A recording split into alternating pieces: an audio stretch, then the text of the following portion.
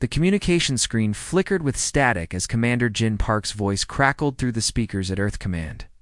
His face, usually calm and confident, showed pure terror. Behind him, the lights of Horizon 7 space station flashed red, and alarms blared in the background. Earth Command, this is Horizon 7. We have multiple, unidentified vessels approaching our position. They're huge, bigger than anything we've ever seen. Jin's voice shook as he spoke into the microphone. I'm reading at least 12 ships, each, one the size of our largest carrier. They're not responding to any of our communication attempts. Admiral Sarah Chen leaned forward in her command chair, her knuckles white as she gripped the armrests. Jin, can you identify their origin? Are they from any known species? Negative, Admiral. These ships, they look like giant insects made of metal. Black holes with strange markings that seem to glow. They're moving in perfect formation, like a swarm. Jin suddenly looked to his right, his eyes widening. Oh God, they're powering up weapons. Multiple energy signatures are spiking across all their ships. The tension in Earth Command was thick enough to cut with a knife. Every officer and technician stopped what they were doing, all eyes fixed on the main screen. Horizon 7 was humanity's farthest outpost, a research station that housed 50,000 people, including Jin's wife and 2 young children. Jin, evacuate the station immediately. Get everyone to the escape pods, Admiral Chen ordered, her voice steady despite the fear. In her eyes, we're trying, Admiral, but these ships are jamming our systems. Half our escape pods won't launch, and the ones that do, ... They're shooting them down. They're shooting them down. They're killing civilians, Admiral. Women and children who never hurt anyone. The screen showed the space around Horizon 7 filling with debris and the bright flashes of weapons fire. Each flash represented lives lost, families destroyed, dreams ended forever.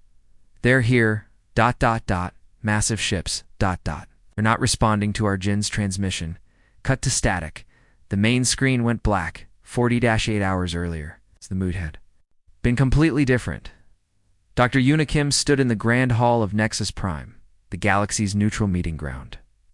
She was humanity's first ambassador to the Galactic Council, chosen for her brilliant mind and calm demeanor. Around her, representatives from dozens of alien species filled the massive chamber.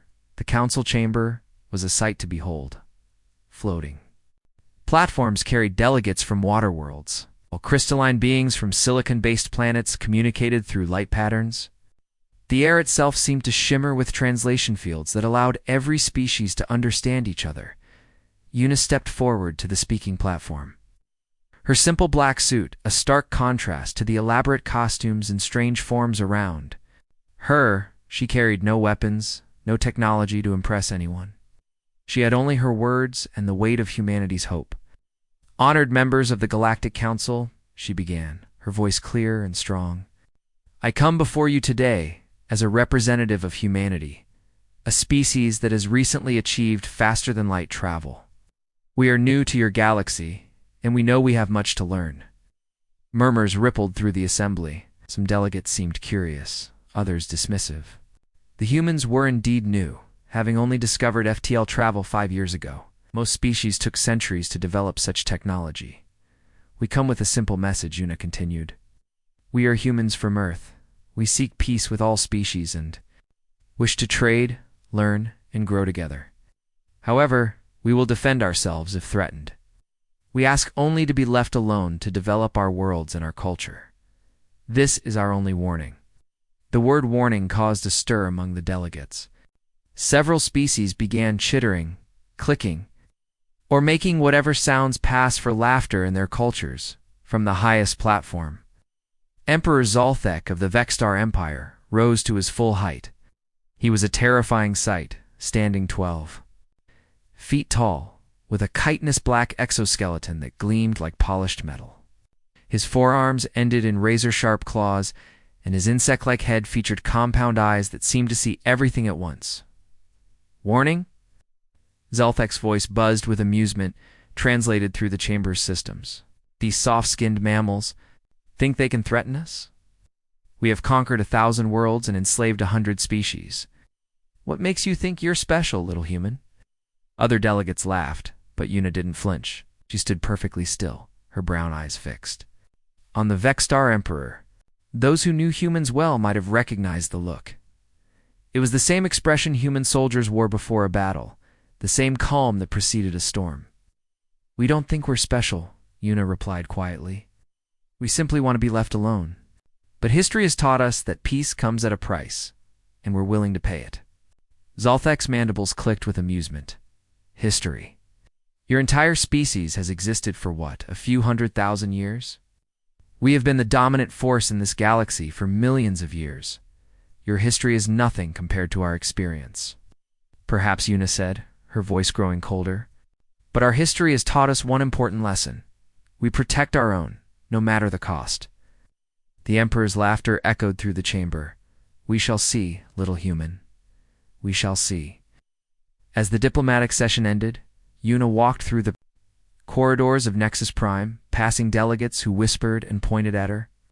She knew they saw her as weak, her species as primitive. They had no idea what humanity was capable of when pushed to the edge. Her communication device beeped softly. "A message from Earth Command, Horizon 7, under attack. All hands lost, prepare for war." Yuna closed her eyes and took a deep breath. When she opened them again, they held the same dangerous calm that had unsettled the Emperor in the debris field, that had once been Horizon 7. A small escape pod drifted silently through space. Inside, Engineer Kong Li fought to stay conscious. Blood covered his face, and his left arm hung uselessly at his side. He had seen everything: the attack, the slaughter, the message the aliens wanted to send, as his pod's emergency beacon activated. Sending a signal toward Earth, Kang whispered into his recorder, "This is Engineer Kang Li, sole survivor of Horizon 7. They came without warning. They killed everyone. But they made one mistake. They left a witness." The pod continued its journey toward Earth, carrying the truth of humanity's first contact with the Vexstar Empire. A truth that would change everything. The medical bay at Earth Command was silent, except for the steady beep of life support machines. Engineer Kong Li lay on the hospital bed, his body broken but his spirit unbroken. Bandages covered half his face, and his left arm was held together by metal supports, but his eyes burned with a fire that made everyone in the room uncomfortable. Admiral Sarah Chen sat beside his bed, a recording device in her hands. "Kong, we need to know everything. What exactly happened at Horizon 7? Kong's voice came out as a whisper, but every word hit like a hammer. "They didn't even try to communicate, Admiral. No demands, no negotiations, nothing. They just started." Shooting, his good hand gripped the bed sheets until his knuckles turned white. The first target was the school section. They aimed for the children first. Dr. Unikim, who had just returned from Nexus Prime, stood in the corner of the room. Her diplomatic composure cracked as she watched this broken man relive the worst day of his life. The screaming, ... double quotes, Khan continued, his voice breaking. "You can't imagine the screaming. Parents trying to reach their children, teachers throwing themselves over their students. My neighbor's little girl, Mina, she was only 6 years old, was in the playground when the first beam hit. Tears streamed down his face. I watched her vaporize along with 30 other kids. They were laughing one second, gone the next." The room fell silent. Even the hardened military officers looked away, unable to meet Kong's eyes. "They took their time," Kong whispered. "They could have destroyed the entire station in minutes, but they wanted us to suffer.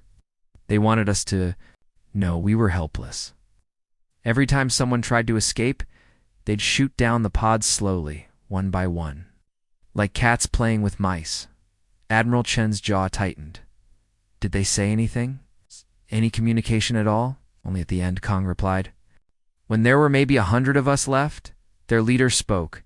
His voice was like nails on glass. He said, 'Tell your species this is what happens when insects try to threaten gods. We are the Vexstar Empire, and your warning means nothing.' To us, the silence stretched for minutes. Finally, Admiral Chen stood up. 'Thank you, Kong. Rest now. We'll take care of everything.'" As they left the medical bay, Yuna grabbed the Admiral's arm. "Sarah, They're going to do it again. This wasn't a random attack. This was a message. Her words proved prophetic. Within hours, every communication array across the galaxy crackled to life. The face of Emperor Zolthek appeared on screens from Earth to the far reaches of known space. His compound eyes seemed to stare directly at each viewer, and his mandibles clicked with satisfaction. "Greetings, Galaxy," the Emperor's voice buzzed through the translation systems. "Today, you witness the fate of those who dare to threaten the Vexstar Empire." The humans of Horizon 7 learned that warnings from insects mean nothing to true predators. Earth, billions of people watched in horror as footage of Horizon 7's destruction played behind the Emperor's image. The space station, once a symbol of human achievement, is now nothing but twisted metal and frozen corpses drifting in the void. The humans spoke of warnings, Zolthek continued, his voice dripping with contempt. "We give them ours. Surrender your worlds, your technology, your future. Submit to the Vexstar Empire, and some of you may live as slaves. Resist and share Horizon's fate. You have 72 hours to decide." The transmission ended, leaving the galaxy in stunned silence. On hundreds of worlds, species that had never heard of humans suddenly found themselves discussing this new crisis. Some felt pity for the doomed humans. Others saw opportunity in the chaos to come. But on Earth, something unexpected happened. Instead of panic, instead of surrender, instead of despair, something else awakened in humanity. Something that had driven them to survive ice ages, plagues, and wars that should have destroyed them. Something that had made them the apex predators of their own world. General Han Cho stood before the Global Defense Council, his uniform crisp despite having been awake for 36 hours straight. Behind him, holographic displays showed every human colony, every ship, every resource available to their species. "Ladies and gentlemen," he began, his voice calm but carrying an undertone of steel. "The Emperor of the Vexstar Empire has given us an ultimatum. He wants us to surrender. He wants us to bow down and accept slavery or extinction." The council members shifted in their seats. Some looked afraid, others angry. All waited for their next move. "I have a different proposal," General Cho continued. "They wanted to test us. They'll learn why we survived when bigger, stronger species went extinct. We don't just fight to win. We fight to make sure no one ever threatens our children again." Words sparked something in the room. The fear began to transform into something else: determination, anger, and an almost frightening resolve. As of this moment, every human world is under martial law. Every factory, every shipyard, every resource is now part of our war machine. We're not just going to fight back, we're going to show them what happens when you threaten humanity. Within hours, the transformation began. Across the solar system and beyond, human society shifted into something the galaxy had never seen before. Mining ships that had spent years digging asteroids suddenly sprouted weapon batteries. Their massive industrial lasers designed to cut through solid rock were retrofitted with targeting systems. On Mars, the great terraforming factories stopped producing atmospheric processors and began building weapons. The same technology that could create breathable air could also create chemical weapons that would terrify the Vexstar. Civilian transport ships, built to carry colonists to new worlds, were stripped down and rebuilt as troop carriers. Their cargo holds, once filled with families and their possessions, carried soldiers and weapons. The orbital factories around Earth worked around the clock. Same assembly lines that had produced luxury goods and entertainment systems now churned out armor plating and ammunition. Even the food processing plants were converted. They could produce rations for armies instead of meals for families. But perhaps most impressive was the speed of it all. Within 24 hours, humanity had transformed from a peaceful, exploring species into a war machine that operated with clockwork precision. Every human seemed to know exactly what to do, as if they had been preparing for this moment there. Entire lives the galaxy watched in fascination and growing concern. Intelligence reports from various species painted a picture that didn't match their expectations. These weren't panicked refugees begging for help. These were predators preparing to hunt. On the bridge of his flagship, Emperor Zolthek received the reports with amusement. "Look at them scurry," he buzzed to his subordinates. "Like ants preparing for winter. It matters not. We will crush them all the same. But deep in the intelligence networks of other species, a different conversation was taking place. The ethereal collective, ancient beings who had watched empires rise and fall, sent a private message to their allies. The humans are not behaving like prey. They are behaving like something we have not seen in this galaxy for millennia. They are behaving like a species that has never been successfully conquered. The 72-hour countdown had begun, but humanity wasn't counting down to surrender. They were counting down to war. The mining colony of New Sol on Kepler 4 Fortuby had never been meant for war. Built in a valley surrounded by mountains, it housed 15,000 colonists who spent their days extracting rare metals and growing food in underground farms. Captain Sora Yoon had arrived 3 days ago with her small defense fleet, knowing the Vexstar would come here first. "Ma'am, we have contacts on long-range sensors," reported Lieutenant Gina Park from the communications station. 12 Vexstar ships, approaching fast. They'll be here in 6 hours. Sora stood in the colony's command center, looking at the holographic display showing their pathetic defenses. 3 patrol ships, 2 cargo haulers, and whatever weapons the colonists could improvise, against 12 warships designed to conquer worlds. "What about evacuations?" asked Dr. Minho Lee, the colony's chief administrator. His hands shook as he spoke, but his voice remained steady. "Impossible," Sora replied grimly. "Their ships are too fast. Anyone who tries to run will be shot down before they reach the next system." She turned to face the assembled colonists. "I won't lie to you. Can't win this fight. But we can make them pay for every meter of ground, every building, every life." A young miner named Kira Han stepped forward. "Captain, most of us aren't soldiers. We're just ordinary people trying to make a living. That's exactly why we have to fight," Sora said, her voice growing stronger. "Because ordinary people have the right to live without fear? Because our children deserve a future where aliens can't just murder them for sport?" The colony transformed in those 6 hours. Equipment became weapons of war. The giant drills used to bore through mountains were repositioned to aim at the sky. Explosives meant for mining operations were rigged as improvised bombs. Even the farming equipment was weaponized. Irrigation systems became launch tubes for homemade rockets. Gina worked frantically to set up communication jammers using parts from mining scanners. If we can disrupt their coordination, maybe we can even the odds a little. The colonists moved with purpose, not panic. Families said goodbye to each other calmly, knowing many wouldn't survive the day. Children were hidden in the deepest mine shafts, while adults prepared to fight. There was no crying, no begging, just a grim determination that unnerved even the experienced soldiers. When the Vexstar fleet arrived, they didn't immediately attack. Instead, the lead ship broadcast a message in broken human language.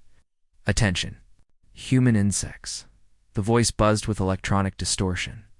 "I am War Commander Jektar. You will surrender immediately and prepare for processing. Resistance will result in painful death. You have 10 of your minutes to comply."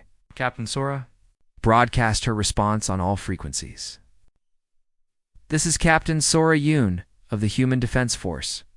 We received your message. Here's our reply. Come and take us."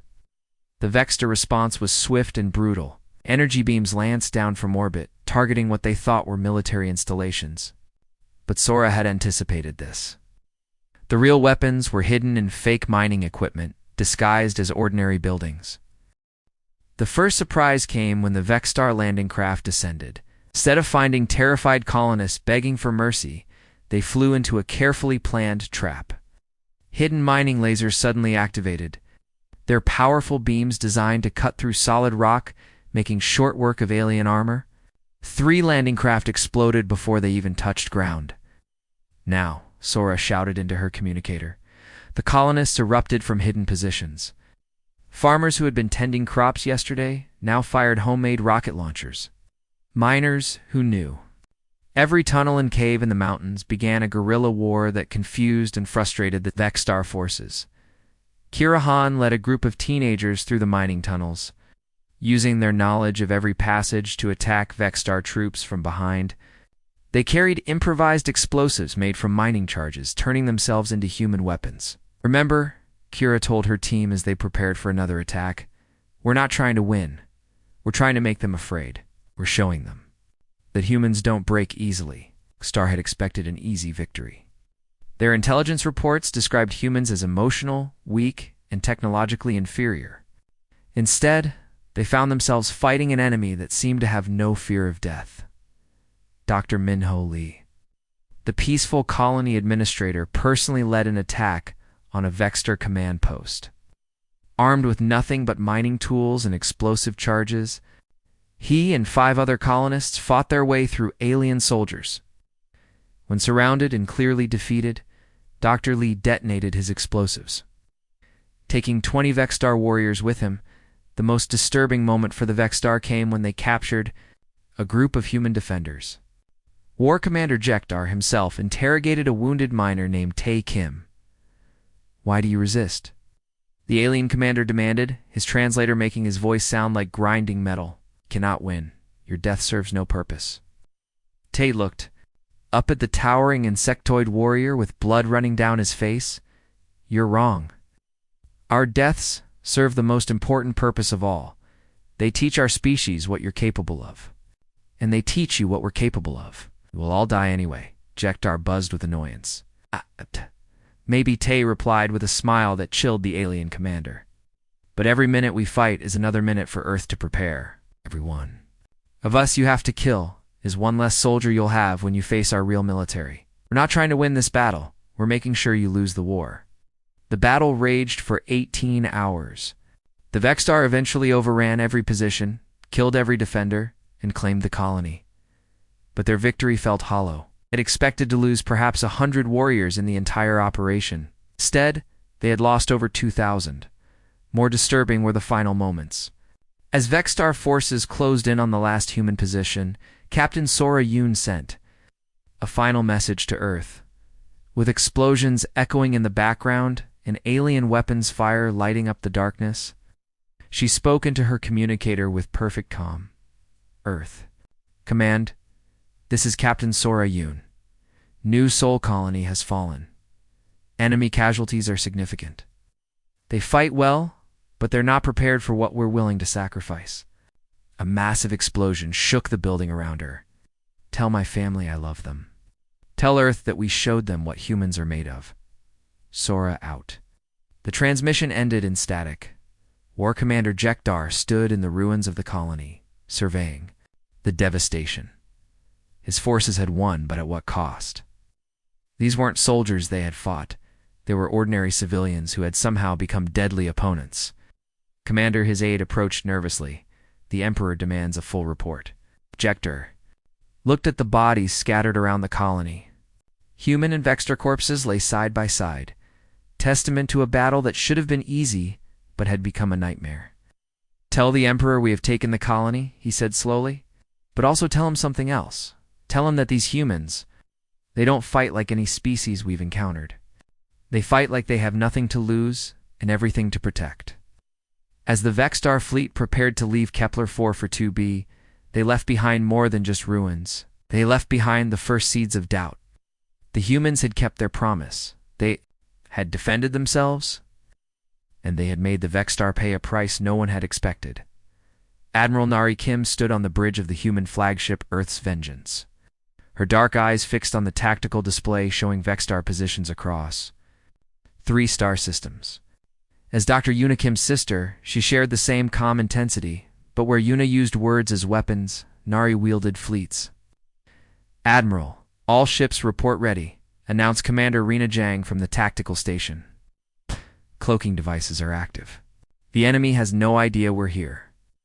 The human fleet hung invisible in space, 60 ships strong. It didn't look like traditional warships. Many were converted cargo haulers and mining vessels, but appearances were deceiving. Each ship bristled with weapons that shouldn't have existed. Technology that made the galaxy's military experts scratch their heads in confusion. "Target the asteroid mining facility first," Nari ordered. "Full spread, make it spectacular. I want the entire galaxy to see this." The attack began with a ghost-like precision that terrified the Vextar defenders. One moment their sensors showed empty space, The next moment, hell erupted around them. Human ships materialized out of nowhere, their cloaking devices deactivating in perfect synchronization. The asteroid facility, which had been processing minerals for the Vexstar war machine, suddenly found itself surrounded by human warships. But these weren't crude, primitive vessels. They moved like dancers in space, their maneuvers too perfect, too coordinated, to be controlled by organic beings. AI Attack Pattern 7, Nari commanded. Let the machines show them what real precision looks like. Thousands of human drones poured from the larger ships, each one guided by artificial intelligence that could think faster than any biological brain. They swarmed the Vexstar defenders like angry bees, but these bees carried nuclear stingers. The visual was breathtaking and terrifying. Explosions bloomed in the darkness of space like deadly flowers, while human drones weaved between. Enemy fire with impossible grace. The Vexstar fought back desperately, but their weapons seemed to pass through empty space. The human ships were there 1 second, gone the next, striking from angles that shouldn't have been possible. Commander Rena watched the battle unfold on her screens. Admiral, enemy casualties at 70% and rising. Our losses, ... 0. ... 0. Nari replied coldly. Now broadcast everything. I want every species in the galaxy to see what happens when you threaten human children. On thousands of worlds across the galaxy, beings watched in shock as the battle played out on their communication networks. The humans weren't just fighting back, they were hunting their enemies with a technological sophistication that defied explanation. But the space battles were only part of the story. On the occupied world of Kepler 186F, a different kind of war was raging. In the ruins of what had once been a peaceful farming community, Gina Park crouched behind the wreckage of a grain silo. Watching Vexstar patrol ships cruise overhead, Gina had been Commander Jin Park's daughter. She'd inherited her father's tactical mind along with her family's stubborn refusal to surrender. Around her, 30 other resistance fighters waited. For her signal, they were farmers, teachers, mechanics, ordinary people who had become extraordinary warriors. Remember, she whispered into her communicator, mining lasers target the engines. Construction charges go for the troop compartments. Make every shot count. The Vexstar patrol ship landed in what they thought was a secure area. 20 alien warriors emerged, their insectoid forms moving with military precision as they began searching the ruins for human survivors. They found them. The attack erupted from all sides simultaneously. What the Vexstar had dismissed as simple. Farming equipment revealed its true nature. Irrigation pumps became rocket launchers, firing homemade missiles with devastating accuracy. Farming drones reprogrammed with military software, attacked from above like metallic wasps. But the most terrifying weapons were the mining tools. Industrial lasers designed to cut through solid rock, slice through Vexstar armor like it was paper. Construction charges meant for clearing fields created explosions that shook the ground for kilometers. Gina led the charge with a converted drilling machine that had been transformed into a mobile fortress. Its massive drill bit, originally used for well digging, now punched through enemy armor with horrifying efficiency. For my father, she screamed as her machine tore through a Vexstar squad. For Horizon 7. For every human child you murdered.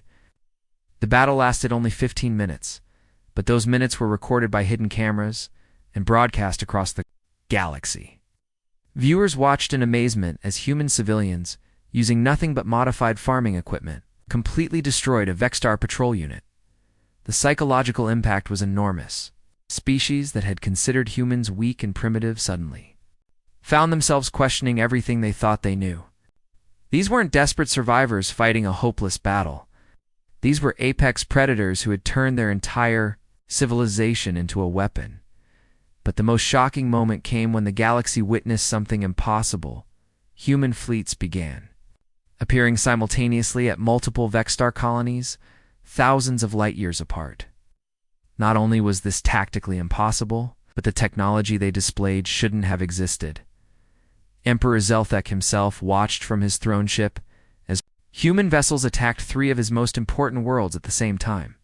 The ships moved with alien grace, fired weapons that looked suspiciously familiar, and used tactics that his own military advisors had developed. "How is this possible?" he demanded of his intelligence chief. "Our reports said they were technologically inferior, Your Majesty," the aide replied nervously. "It appears they have been. Every ship we've lost, every weapon we've fired, every tactic we've used, they've been studying it all. And somehow, they've been improving it." On the main screen, a human battleship unleashed a weapon that looked exactly like a Vexstar plasma cannon, except it was twice as powerful and 3 times as accurate. Another human ship used what appeared to be Vexstar cloaking technology, but it could hide entire fleets instead of just single vessels. "They're using our own technology against us," Zolthek realized with growing horror. But how did they reverse engineer it so quickly? His answer came in the form of a transmission from Admiral Nari Kim. Her face appeared on screens across the Vexstar fleet. Her expression calm, but her eyes burning with cold fire. "Emperor Zolthek," she said in perfect Vexstar language, the translation flawless. "Thank you for the technology samples.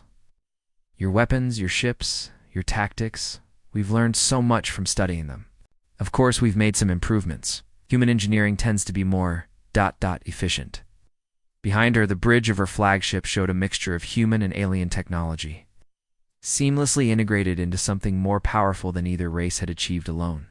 "You wanted to test us," Nari continued. "Congratulations. You've passed our test too. You've shown us exactly what you're capable of, and now we know what we're fighting against. Question is, do you know what you're fighting against?"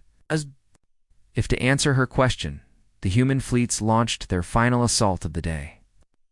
But this wasn't the desperate last stand the Emperor had expected.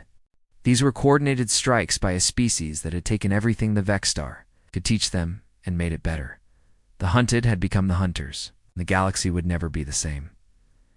Part 5. The Reckoning, Good versus Evil, Pick the Darkness. Of space had never felt so heavy. Captain Sarah Chen stood on the bridge of the flagship Defiance, watching the viewscreen fill with an impossible sight. Thousands of alien ships moved like angry wasps across the starfield, their hulls gleaming with weapons that could turn planets into dust. The Vexstar had done the unthinkable. They had convinced every hostile species in the galaxy to join them in one massive attack on Earth. "How many?" Sarah asked, her voice steady, despite the fear crawling up her spine. 50,000 ships, Captain, reported Lieutenant Davis, his hands shaking as he read the scanner data. "Maybe more.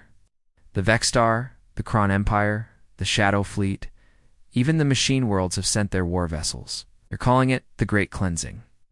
Sarah closed her eyes for a moment, thinking of her daughter playing in the gardens of New Tokyo, of her husband, tending to his small farm in what used to be Kansas. Everything they had built, everything they loved, hung in the balance. But humans had faced impossible odds before. They had survived ice ages, plagues, wars, and now they would survive this too.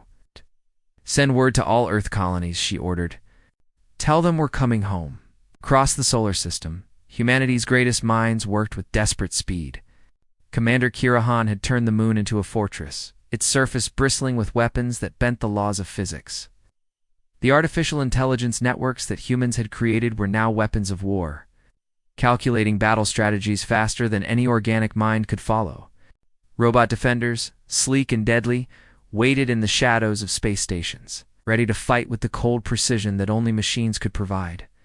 But the aliens kept coming.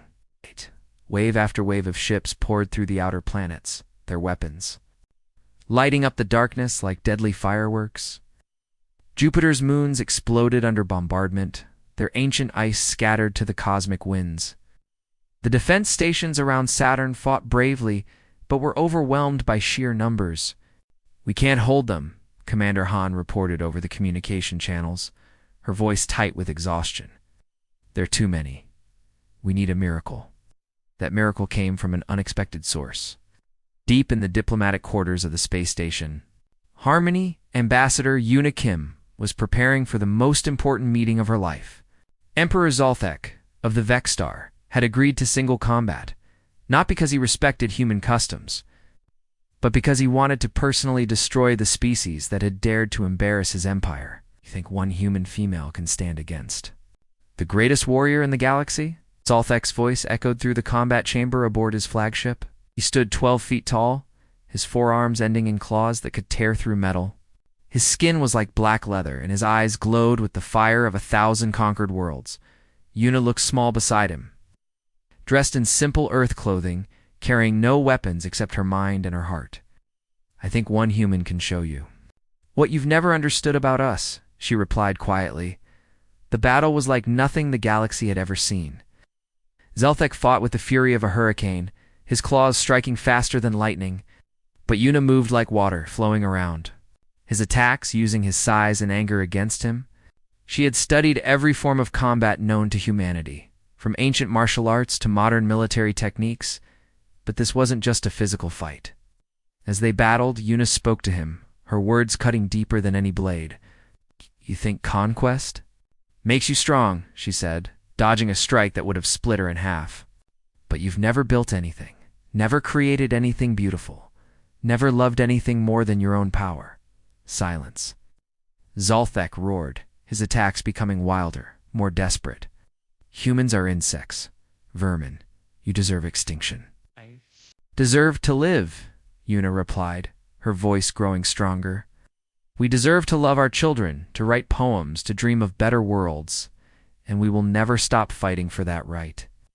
The Emperor's flagship shuddered as human ships surrounded. The impossible had happened. Earth's defenders had broken through the alien armada. But how? The answer came from Captain Chen's voice over the communication system. "We didn't try to match their technology. We didn't try to be stronger than them.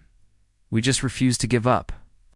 Every time they destroyed one of our ships, we built 2 more. Every time they conquered one of our worlds, we fought back from 10 others. They never understood that humans don't know how to surrender." In the combat chamber, Zalthek was breathing heavily, his forearms trembling with exhaustion. Yuna stood before him, barely wounded but completely focused. "This is what you never understood," she said softly. "You fight because you're afraid. We fight because we have something worth protecting." The Emperor's eyes widened as he realized the truth. All around his flagship, human vessels were appearing, not just military ships, civilian transports, mining vessels, even small family shuttles. Every human in the galaxy had come to defend their homeworld, willing to sacrifice everything for their species' survival. "You're not warriors," Zalthek whispered, his voice filled with something that might have been respect. "You're something else entirely." "We're human," Yuna replied simply. "And that's enough." The great alien armada, facing the united resistance of an entire species that refused to be broken, began to retreat. One by one, the hostile races realized they were fighting not just Earth's military, but the unbreakable spirit of humanity itself. Vexstar Empire, built on fear and conquest, crumbled before the simple truth that some things are worth dying for, as the last enemy ship disappeared into hyperspace. Sarah Chen looked out at the stars and smiled. Humanity had passed its greatest test. It faced the darkness and refused to let it win. The galaxy would never be the same again, and neither would they. The age of human expansion had begun, not through conquest, but through the simple power of never giving up. The Vexstar homeworld had never seen such darkness. Their mighty cities, once proud symbols of galactic domination, now burned under the relentless assault of human forces. Admiral Sora Yoon stood on the bridge of the Vengeance, watching the planet's defenses crumble like paper in the wind. She had come so far from the young officer who had watched her brother die defending Earth. Now she commanded the most powerful fleet in the galaxy, and her enemies trembled at the mention of her name. "Admiral," her communication officer reported, "we have a clear channel to broadcast across the entire Vexstar Empire. Every world, every ship, every communication device will receive your message." Sora straightened her uniform, thinking of Mina's sacrifice, of all the humans who had died because the Vexstar thought they were weak. Her voice, when she spoke, carried the weight of an entire species' determination. "This is Admiral Sora Yoon. Of the Human Federation," she began, her words echoing across 100,000 worlds. "We stand above your homeworld, your fleet scattered, your empire broken. We gave you one warning years ago. You chose to test us. You chose to believe that humans were just another weak species you could crush under your boots. Now you know what we're capable of. On the planet below, Emperor Zolthek watched from his collapsing palace as human ships darkened the sky. The being who had once commanded the fear of the galaxy now cowered like a frightened child. His advisors had fled, his armies had surrendered, and his empire was crumbling around him.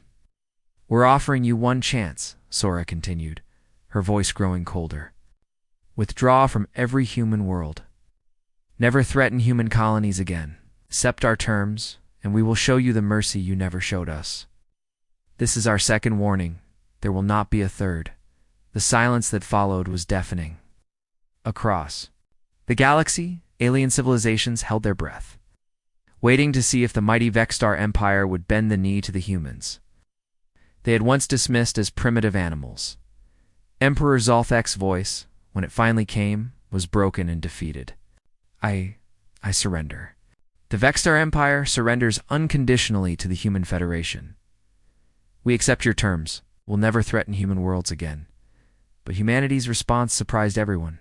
Instead of demanding tribute or seizing Vexstar worlds, the humans offered something unexpected, a chance at redemption. The peace treaty was fair, but firm. Human monitoring stations would be established in Vexstar space, not to conquer, but to ensure the peace would last. The Vexstar could keep their worlds, their culture, their dignity. But they would never again be allowed to threaten innocent species. "We don't want your empire," Admiral Yoon had told the surrendering emperor. "We want your promise that this madness ends here." The news spread across the galaxy like wildfire. The humans hadn't just defeated the Vexstar. They had done it with such decisive force that other civilizations began to reconsider their own hostile intentions.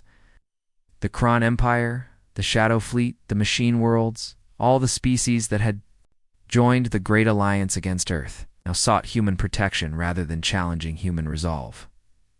6 months later, Unikim stood before the reformed Galactic Council in the Great Hall of the Space Station Unity.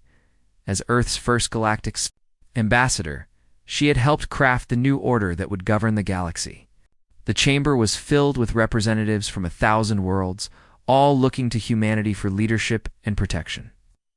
"We gather here not as conquerors and conquered," Una began, her voice carrying to every corner of the vast hall, "but as neighbors who have learned to respect each other's right to exist. The Human Federation has no desire to rule the galaxy. We only wish to ensure that no species suffers the way we suffered." The alien representatives listened in respectful silence. These were beings who had once viewed humans as nothing more than clever animals, but now they understood the truth. Humanity's greatest weapon wasn't their technology, their ships, or their weapons. It was their absolute refusal to abandon their principles, even in the face of extinction. "But let me be clear," Una continued, her tone growing more serious. "Earth keeps its promises, especially the dangerous ones. We hope we never have to make another warning." The chamber remained silent, understanding perfectly. Humanity had shown both its capacity for mercy and its willingness to fight when pushed too far. The galaxy would never make that mistake again. Later, that day, on a peaceful hillside overlooking the rebuilt city of New Seoul, Admiral Sora Yoon knelt before a simple memorial stone. The name Mina Yoon was carved in both Korean and English, surrounded by flowers that never seemed to wilt. This was where her brother had chosen to be remembered, not in some grand tomb, but in a quiet place where children could come to play. "Would have been proud," little brother Sora whispered, placing fresh flowers at the base of the stone. "We won, but we didn't become them. We stayed human." A group of children approached, their teacher leading them on a field trip to learn about the war that had changed everything. Sora recognized the look in their eyes, the same curiosity and wonder that Mina had possessed. These children would grow up in a galaxy where humanity was respected, where no alien empire would dare threaten Earth again. "Excuse me, Admiral," one of the children said, her voice small but brave. "Could you tell us about the war? About why this place is special?" Sora smiled, thinking of all the stories she could tell of space battles and alien empires, of heroes and villains, of the impossible victory that had saved humanity. but she chose to tell them the most important story of all. This is where we learn that being human isn't about being the strongest or the smartest. She said, sitting on the grass so she could look the children in the eye. It's about standing together when things get scary. It's about never giving up on the people you love. And it's about showing kindness to those who surrender, even when they didn't show kindness to you. As the sun set over the peaceful earth, Sora continued her story, assuring that these children would understand the price of freedom and the importance of standing together. The galaxy had learned to respect humanity's strength, but these children would learn something even more important, that true strength comes from never losing your humanity. Even when the whole universe is against you, the age of human dominance had begun. Not through conquest, but through the simple power of keeping their word and protecting those who couldn't protect themselves. And in that quiet memorial garden, the next generation learned the most important lesson of all, that being human was something worth fighting for.